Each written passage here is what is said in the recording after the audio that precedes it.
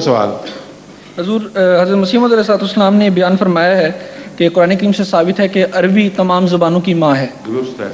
اور قرآن کریم میں یہ بھی بیان ہوا ہے کہ اللہ تعالیٰ نے لکھنے کا جو علم ہے وہ انسان کو خود سکھایا ہے. بالکل ٹھیک. تو حضور اس سے کیا ہم یہ نتیجہ نکال سکتے ہیں کہ عربی رسم الخط جو ہے وہ بھی الہامی ہے؟ یا ہر رسم الخط الہامی ہے.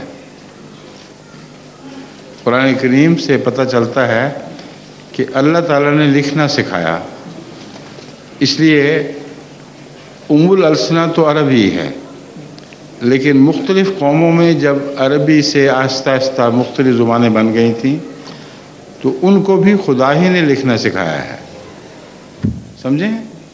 چنانچہ چینی تاریخ سے پتہ چلتا ہے کہ پہلی جو تحریریں ہیں وہ ان کے شوفوشی نے دیکھی تھی کشفی طور پر، اور اس سے پہلے تحریروں کا کوئی علم نہیں تھا.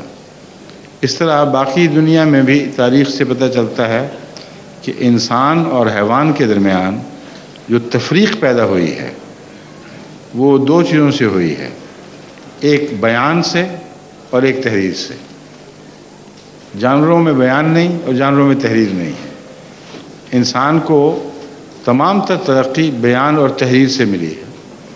سمجھ گئے؟